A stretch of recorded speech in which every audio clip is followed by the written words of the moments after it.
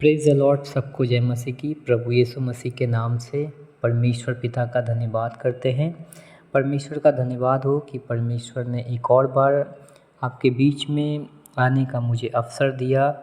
मेरे प्रिय भाइयों और बहनों, मैं सबसे पहले आप लोगों से रिक्वेस्ट करूंगा कि आप सब प्रार्थना करें इज़राइल के लिए, क्योंकि शनिवार को सुबह 6 बजे के आसपास में गाज़ा पट्टी से हमास के जो आतंकी गुट थे, उन्होंने फिर से इज़राइलियों के ऊपर में इज़राइल में 5,000 से अधिक रॉकेट्स को जो है वो रॉकेट्स के द्वारा हमला किया है। तो मेरा अनुरोध है कि हम सभी मसीही को, सभी मसीह भाई बहन को, सभी मसीह परिवार को इस समय एक साथ मिलकर हमें इज़राइल के लिए प्रार्थना करना चाहिए। हम सबको इज़राइल के लोगों के लिए प्रार्थना करना चाहिए, ताकि ये जो युद्ध हो रहा है इसमें परमेश्वर इज़राइलियों की रक्षा करे। हालेलुया। तो परमेश्वर को धन्यवाद करते हैं। मेरे प्रियो, आज का जो विषय है, वो विषय में जाने से पहले जैसे कि हम देखते हैं कि आज के दौर पर बहुत सारा युद्ध हो रहा है, विशेष करके हमास और इज़राइल के बीच में। आए दिन, महीने 2 महीने, साल भर के अंदर में कोई ना कोई हादसा हमें सुनने को मिलता है। तो आज मेरे प्रियो, बाइबल से एक घटना को देखेंगे हम लोग, और उस घटना के विषय में हम लोग सीखेंगे कि परमेश्वर अपने लोगों की रक्षा कैसे करता है। हालेलुया। परमेश्वर अपने लोगों की रक्षा कैसे करता है। प्रभु को धन्यवाद, प्रभु को स्तुति हो। हालेलुया। तो आइए आज हम लोग यीशु की पुस्तक, उसका 7 अध्याय, उसका 12 वचन हम लोग पढ़ेंगे। यीशु उसका 7 अध्याय, उसका 12 वचन मैं आप लोग के लिए पढ़ता हूँ। इस कारण इज़राइली अपने शत्रुओं के सामने खड़े नहीं रह सकते। वे अपने शत्रुओं को पीठ दिखाते हैं, इसलिए कि वे आप अर्पण की वस्तु बन गए हैं। और यदि तुम अपने मध्य में से अर्पण की वस्तु का सत्यानाश न कर डालोगे, तो मैं आगे को तुम्हारे संग नहीं रहूँगा। हालेलुया। ये परमेश्वर ने कहा कि अर्पण की वस्तुओं को यदि तुम अपने मध्य से, अपने आगे से नष्ट नहीं करोगे, उसको नहीं हटाओगे, तो आगे को मैं तुम्हारे साथ नहीं रहूँगा। आगे को परमेश्वर इज़राइलियों के साथ नहीं रहेगा। परमेश्वर यहाँ पे कहता है। मेरे प्रियो, ये जो घटना है, इस घटना को मैं थोड़ा सा एक कहानी के रूप में आप लोगों को समझाने की कोशिश करता हूँ, ताकि आप लोगों को आसानी से समझ में आए। हमें पता है, जब हम यहोशू 6 अध्याय पढ़ते हैं, तो यहोशू 6 अध्याय में यहोशू और जो इज़राइली योद्धा थे, ये लोग यहरियो शहर को युद्ध के द्वारा युद्ध कर उसको लेने के लिए, उसको विजय पाने के लिए परमेश्वर के द्वारा बताए हुए, जिस तरह से परमेश्वर ने उन लोगों को बताया, उस तरह से उन्होंने किया। और हम क्या देखते हैं कि परमेश्वर ने यहरियो को इज़राइलियों को हाथों में दे दिया, और इज़राइल उस युद्ध को जीत लिया। लेकिन उसके बाद ही एक और युद्ध जो हम लोग देखते हैं अध्याय 7 में, वो युद्ध है ए नगर को लेने का। ए नगर को लेने के विषय में वहाँ पर बातें करता है। तो जब ए नगर को लेने के लिए यहोशू ए नगर में अपने भेदियों को भेजता है, अपने जासूसों को भेजता है। क्यों भेजता है? ताकि वहाँ के लोगों को वो देखे, वहाँ कैसे लोग हैं, वहाँ किस तरह के लोग हैं, वहाँ क्या है। जैसे कि हम देखते हैं यहरियो में भेदियों को भेजा था, जासूस को भेजा था, और उन लोगों ने पूरा जायजा लेकर, छानबीन कर यहोशू के पास आकर बताया। उसी प्रकार से ए नगर को जीतने के लिए वहाँ पे भेदिए को भेजा। और जब वो भेदिए वहाँ से आए, तो यहोशू से कहता है कि हम इतने लोगों को साथ में युद्ध के लिए नहीं लेके जा सकते, क्योंकि वहाँ थोड़े ही लोग हैं। सो हम 2 या 3 हज़ार अगर युद्ध के योद्धाओं को लेकर जाएंगे तो हम वहाँ से आराम से जीत कर हम वहाँ से वापस आ सकते हैं। मेरे प्रियो, मैं एक बात बताना चाहूँगा कि ये लोग जो इतना कॉन्फिडेंट था, इज़राइल जो यहाँ पे इतना कॉन्फिडेंट था कि 2 या 3 हज़ार सैनिक को लेके जाएंगे या योद्धाओं को लेके जाएंगे तो हम आराम से क्या होगा, हम जीत सकते हैं, हम ए नगर को आराम से ले लेंगे, जीत लेंगे। क्योंकि इन लोगों को पता था, क्योंकि इनके साथ परमेश्वर है। हालेलुया, इनके साथ परमेश्वर है। अब यहीं ये लोग चूक कर गया।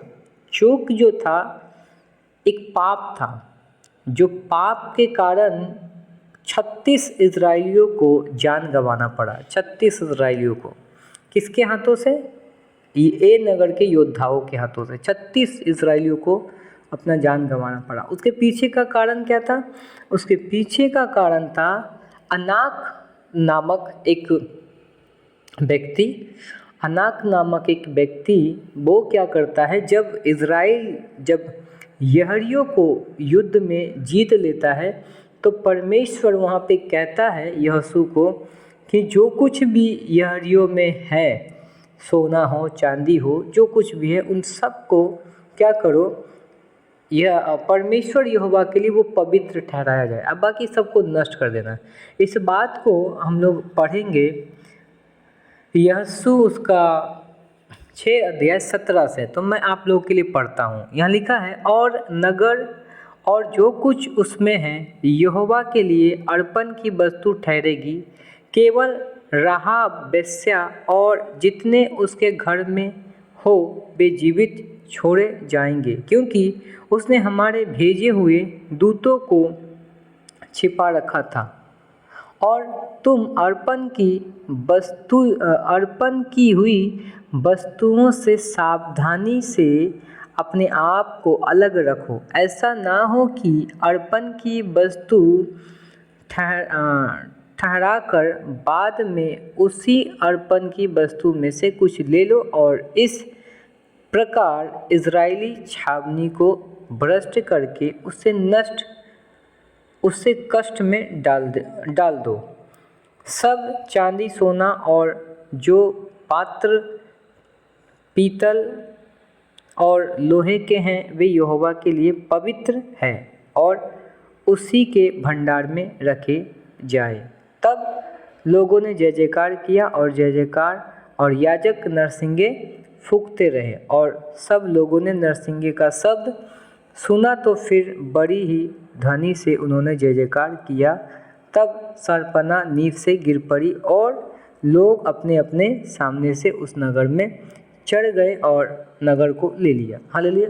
तो यहाँ पर हम यहोशू उसका 6 अध्याय 17 से लेकर 20 वचन तक पढ़े हैं। लेकिन ध्यान देने वाली बात यहाँ पे है 19 पर। 19 वचन में क्या लिखा है? सब चांदी सोना और जो पात्र पीतल और लोहे के हैं वे यहोवा के लिए पवित्र हैं और उसी के भंडार में रखे जाए, उसी के भंडार में रखे जाए।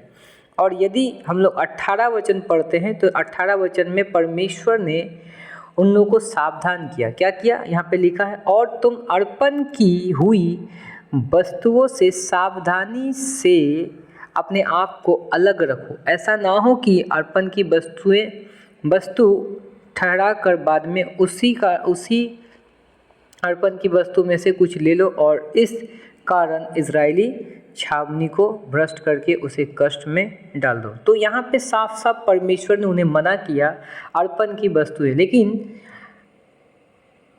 इसी के बीच में अनाक जो व्यक्ति था वो क्या किया, उनमें से अर्पण की वस्तुओं में से उन्होंने क्या किया, अपने पास कुछ रखा। देखिए यहाँ पे मैं 7 अध्याय एक वचन पढ़ना चाहूँगा आपके लिए।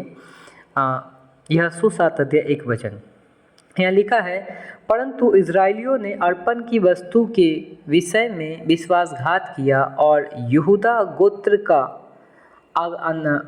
अकान जो जेरा वंशी जब्दी का पोता और कर्मी का पुत्र था उसने अर्पण की वस्तुओं में से कुछ ले लिया, इस कारण यहोवा का कोप इजराइलियों पर भड़क उठा। तो यहाँ मेन जो रीजन था कि अनाक जो था, अकान जो था, यानी अकान जो पाप किया था, परमेश्वर ने अकान या इजराइलियों को जो कहा था अर्पण की वस्तु में से कुछ भी मत लेना, लेकिन अकान जो था वो क्या किया, परमेश्वर के आज्ञाओं को तोड़ा और उसने लालच कर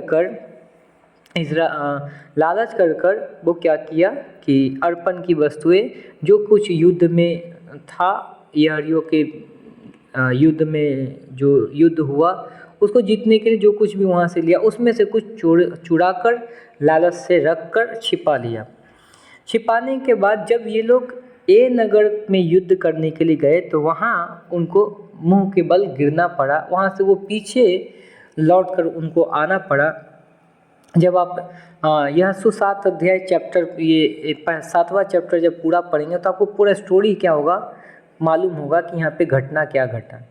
फिर हम आगे देखते हैं कि जब वो लोग पीछे वापस लौट के आता है तो यहोशू के साथ जो वृद्ध लोग थे वो सब परमेश्वर से प्रार्थना करते हैं कि परमेश्वर ऐसा क्यों हुआ, आप हमारे शत्रुओं के हाथ में हमें कर दिए। तो परमेश्वर फिर उनको बताता है कि इजराइलियों ने पाप किया है और जो पाप किया है उसको बीच में लाओ। तो फिर इस तरह के घटना यहाँ पे घटता है। तो परमेश्वर क्या करता है, जो पाप किया है अकान जो था उसको पकड़ने के बाद यहाँ पे मैं उस वचन को पढ़ना चाहूँगा, वचन 17 मतलब यहोशू 7 अध्याय उसका 16 से एक बार मैं पढ़ूँगा तब समझ में आएगा। यानी कि यहोशू सवेरे उठकर इजराइलियों को गोत्र करके समीप ले गया और यहूदा का गोत्र पकड़ा गया। तब उसने यहूदा के परिवार को समीप किया और जेरावंशी का कुल पकड़ा गया। फिर जेरावंशी के घराने के एक पुरुष को समीप लाया और जब्दी पकड़ा गया। तब उसने उसके घराने के एक पुरुष को समीप खड़ा किया और यहूदा गोत्र का अकान जो जेरावंशी जब्दी का पुत्र और कर्मी का पुत्र था पकड़ा गया। तब यहोशू अकान से कहने लगा, हे मेरे बेटे, इज़राइल के परमेश्वर यहोवा का आदर कर और उसके आगे अंगीकार कर। जो कुछ तूने किया है वह मुझको बता दे और मुझसे कुछ मत छिपा। अकान ने यहोशू को उत्तर दिया, सचमुच मैंने इज़राइल के परमेश्वर यहोवा के विरुद्ध पाप किया है और इस प्रकार मैंने किया है कि जब मुझे लूट में शिनार देश का एक सुंदर ओढ़ना और 200 शेकेल चांदी और 50 शेकेल सोने की एक ईंट देख पड़ी, तब मैंने उनका लालच करके उन्हें रख लिया। वे मेरे डेरे के भीतर भूमि में गड़े हैं और सबके नीचे चांदी है। तब यहोशू ने दूत भेजे और वे उस डेरे में दौड़ गए और क्या देखा कि वे वस्तुएं उसके डेरे में गड़ी है और सबके नीचे चांदी है। उन्होंने डेरे में से निकालकर यहोशू और सब इज़राइलियों के पास लाकर यहोवा के सामने रख दिया। हालेलुया। तो यहाँ पर ये तमाम जो घटनाएं हैं यहाँ पे हम देख पाते हैं। लेकिन मेरे प्रियो, आज मैं आप लोगों से कहना चाहूँगा कि ये यहाँ पे तो क्या है कि अकान जो था, अकान ने लालच किया, परमेश्वर की आज्ञाओं को तोड़कर, परमेश्वर के नियमों को तोड़कर उन्होंने परमेश्वर के आज्ञाओं का उल्लंघन कर पाप किया, जिसके कारण उसके पाप के कारण इज़राइली जो है वो युद्ध में वो पीछे लौट आया। इज़राइल जबकि इज़राइल जब परमेश्वर उसके साथ था तो यहूदियों को आसानी से जीत लिया, लेकिन जब पाप किया तो परमेश्वर उसके बीच से नहीं था, परमेश्वर उसके बीच से हट गया था। हालेलुया। मेरे प्रियो, इस बात को समझिए, यदि हम मसीह होकर यदि पाप करते हैं तो आज हमारे साथ परमेश्वर नहीं है। चाहे हम कहें कि नहीं परमेश्वर मेरे साथ है, चाहे आप कहें कि नहीं परमेश्वर मेरे साथ है, और पाप अगर कर रहे हैं तो हमें इस बात से डरना चाहिए कि परमेश्वर आपके साथ नहीं है, परमेश्वर मेरे साथ नहीं है। यदि हमारा जीवन आज भी पापमय जीवन है तो मेरे प्रियो, हमें अपने पापों से प्रायश्चित करना चाहिए। मैं आप लोगों के लिए एक वचन पढ़ना चाहूँगा जो कि हमें समझना चाहिए, और वो वचन है नीति वचन 28 अध्याय, नीति वचन 28 अध्याय उसका 13 वचन, जो अपने अपराध छिपा रखता है उसका कार्य सफल नहीं होता, परंतु जो उनको मान लेता और छोड़ भी देता है उस पर दया की जाएगी। हालेलुया। मेरे प्रियो, यहाँ पे कहता है कि जो व्यक्ति अपने पाप को मान लेता है और अपने पाप को छोड़ देता है, उसको दोबारा नहीं करता है, उस पर दया होता है और वो हर एक काम में सफल होता है। लेकिन जो व्यक्ति अपने पाप को छुपा रखता है उसका काम सफल नहीं होता। मेरे प्रियो, क्योंकि काम सफल नहीं होता इसलिए नहीं होता क्योंकि परमेश्वर उसके साथ नहीं है। परमेश्वर उसके साथ नहीं है, इसीलिए वो जो भी काम करे वो सफल नहीं होता, क्योंकि उनके जीवन में पाप है। मेरे प्रियो, अभी भी हमें, जब तक यीशु मसीह नहीं आ जाता, हमें कलीसिया को लेने के लिए हमें पाप से दूर रहना है। हमें हर दिन अपने पापों का प्रायश्चित करना है। हमें पाप से घृणा करना है। जैसे परमेश्वर का वचन कहता है कि जैसा मैं पवित्र हूँ वैसा तुम भी पवित्र बनो। हालेलुया।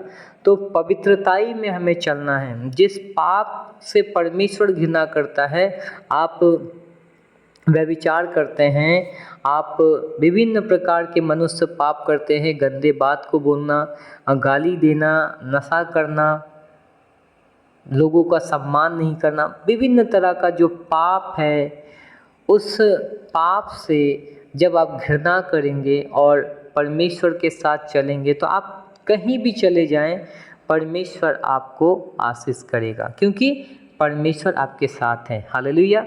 परमेश्वर आपके साथ है और आपके हाथों के कार्य में परमेश्वर आपको आशीष देगा। आपको यूसुफ के विषय में आपको मालूम है, बाइबल कहता है कि यूसुफ के साथ परमेश्वर था। देखिए, यूसुफ के भाइयों ने उनके ऊपर अत्याचार किया, उनको मारकर गड्ढे में फेंक दिया, फिर वहाँ से उनको मिस्र के हाथों में बेच देता है और मिस्र में जाके वो गुलामी करता है।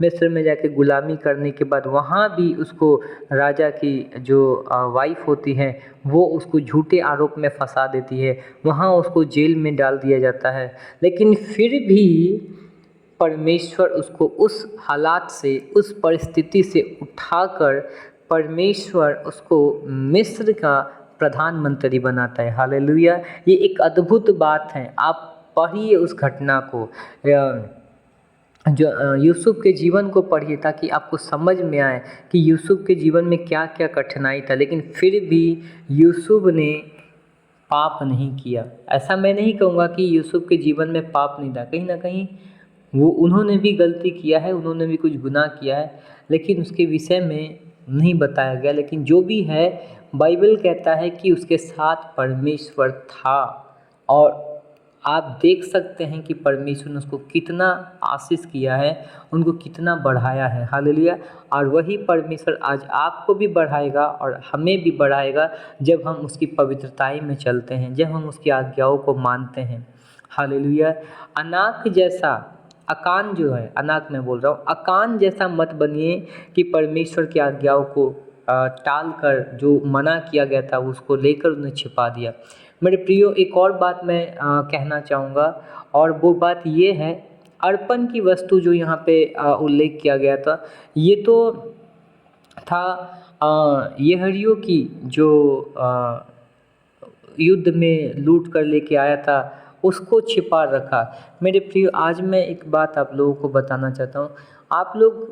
मैं पहले हिंदू था, मैं पहले मूर्ति पूजक था। आप लोगों में जो भी आप लोग इस वीडियो को इस वचन को सुन रहे हैं, आप लोगों में से भी बहुत लोग अ, हिंदू बैकग्राउंड से हैं, मूर्ति पूजा के बैकग्राउंड से हैं। मेरे प्रियो, मैं आप लोगों से कहना चाहता हूँ, इसका कहने का अर्थ मेरा ये है कि हम जब मूर्ति पूजा के बैकग्राउंड से हैं, तो हम जब मूर्ति पूजा में थे या आप जब मूर्ति पूजा में थे, आपको भी पता है जो मैं कहने के लिए जा रहा हूँ कि हम विभिन्न मूर्तियों के आगे जो है अब बहुत कुछ क्या है, हम अर्पण करते हैं। कुछ सोने हो या चांदी हो, या कुछ वस्त्र हो, कुछ अच्छा कुछ पहनने का हो, तो बहुत कुछ हम क्या करते हैं, अर्पण करते हैं।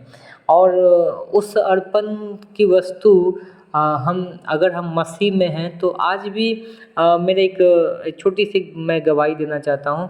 मेरे एक भाभी थी, वो मतलब मसीह में थी और मसीह में करीबन उनका 10 साल तक हो गया, 10 साल तक इस तरह से हो गया। और अचानक यही मैं करीबन 1 महीना पहले की बात मैं बता रहा हूँ आपको, 1 महीना पहले की घटना है। तो वो भाभी जो मेरी थी, वो जो दीदी थी, बहन थी, उन्होंने मुझे फ़ोन करके मुझसे बोला कि मेरे लाइफ में मेरी बच्ची का विवाह नहीं हो रहा है और घर में बहुत उतार चढ़ाव चल रहा है, हम क्या करें। तो उस समय पवित्र आत्मा मतलब मुझसे बातें किया कि उनके घर में कुछ ऐसा है जो कि एक रुकावट है, एक बंधन है। तो मैंने उनसे जब बातें किया कि दीदी, आपके घर में कुछ ऐसा बंधन है, कुछ ऐसा बाधा है जिसके कारण ये काम नहीं हो रहा है। हालेलुया। लड़की का रिश्ता लगा है लेकिन डेट फिक्स हो रहा है, फिर क्या हो रहा है, डेट कैंसिल हो जा रहा है। इस तरह से जो बातें थी, तो जब पवित्र आत्मा जब मुझसे बातें किया, जब मैं उनको बताया, तब उनको याद आता है कि हाँ, मैं मसीह से पहले मैं घर में जब पूजा करती थी तो मेरे पास एक दुपट्टा था, मतलब चुनरी जिसको हम लोग कहते हैं, वो माता रानी बोलकर जो देवी है उनके लिए वो अर्पण की थी। वो जो था वो अपने अलमारी पर रखा हुआ था। और फिर मैं कहा कि और भी याद करिए, प्रार्थना करिए, पवित्र आत्मा आपको बताएगा कि आपके घर में क्या-क्या है जो अभी तक उन चीज़ों के कारण आपके जीवन में परमेश्वर आशीष नहीं कर रहा है। हालेलुया। तो जब उन्होंने याद किया तो कहा कि मेरे पास अभी भी बहुत सारा पीतल का सामान है, मेरे पास अभी भी बहुत सारा कुछ चांदी का सामान है जो अभी तक मैं कुछ किया नहीं हूँ। मैं उसको कहा कि मेरे दीदी, आप एक काम करिए, आप जल्द से जल्द इसको अपने घर से निकाल कर फेंकिए, अपने अपने जीवन से निकाल कर फेंकिए, क्योंकि ये आपके जीवन में बाधाएं हैं। इसके कारण परमेश्वर का आशीष आपके घर में नहीं आ रहा है। हालेलुया। परमेश्वर की स्तुति हो। उसके बाद उस बहन ने सब चीज़ों को इकट्ठा किया। उन्होंने मुझे कहा कि मैं क्या क्या करूँगा। मैं बोला कि अगर इसको बेचना है आप बेच दीजिए, इसको बेचकर इस पैसे को किसी गरीब को दे दीजिए या खिला दीजिए, जो भी करना है आप कर दीजिए, लेकिन आप इस सामान को जल्द से जल्द घर से हटाइए। तो वो बहन ने क्या की, जल्द से जल्द वो हटाई। हटाने के बाद अभी रिसेंट मैं आपको बता रहा हूँ, मेरे प्रिय भाई बहनों, उनकी बेटी का डेट फिक्स हो गया है दिसंबर 6 तारीख को। हालेलुया। प्रभु की स्तुति हो, प्रभु की बड़ाई हो। दिसंबर 6 तारीख को डेट फिक्स हो गया है, अभी पूरा डेट फिक्स है। परमेश्वर को महिमा मिले। तो कहने का मतलब क्या है, आज भी अगर आपके जीवन में अगर इस तरह से कोई भी अर्पण की वस्तु है आपके घर में, आपके परिवार में, तो आप उनको जल्द से जल्द निकाल कर फेंकें, क्योंकि वो एक बहुत बड़ा रुकावट है आपके लाइफ में, बहुत बड़ा रुकावट है आपके फैमिली में। वो आपके फैमिली में जो ब्लेसिंग परमेश्वर किया है, वो ब्लेसिंग को वो रोक रहा है। हालेलुया। इसलिए मेरे प्रियो, उन सब चीज़ों को अपने घर से, अपने लाइफ से उनको दूर करें, ताकि परमेश्वर का आशीष जो है आपके लाइफ में आप देख पाएँ। हालेलुया। तो परमेश्वर का स्तुति हो।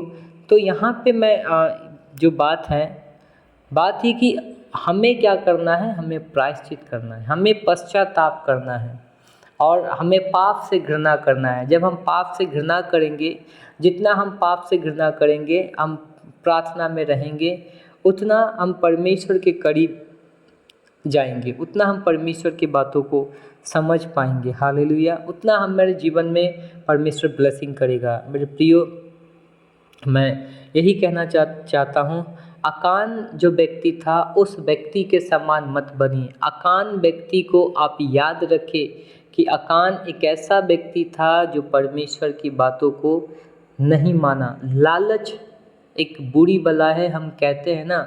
अब बाइबल में साफ साफ परमेश्वर कहा कि तू किसी वस्तु के ऊपर लालच मत करना, तू किसी स्त्री का लालच मत करना, किसी के ज़मीन को देखकर लालच मत करना। इस तरह से परमेश्वर ने व्यवस्था में जो मूसा के द्वारा 10 आज्ञा लिखा गया था, उनमें एक आज्ञा ये भी था। इसलिए मेरे प्रियो, आप प्रार्थना में रहें और इन बातों को समझने की कोशिश करें। आपके घर में यदि कोई अर्पण की वस्तु है तो आप उनको जल्द से जल्द दूर करें। तो परमेश्वर आज के इस वचन से आप सबों को आशीष करें, परमेश्वर ब्लेस करे, आप लोगों के साथ परमेश्वर रहें, प्रार्थना में लगे रहें और विशेष करके इज़राइल के लिए प्रार्थना करें ताकि इज़राइल में शांति बना रहे, क्योंकि बहुत भीषण जंग छिड़ चुका है। तो परमेश्वर इस जंग में अपने लोगों की रक्षा करे। परमेश्वर आप सबको आशीष करे। God bless you.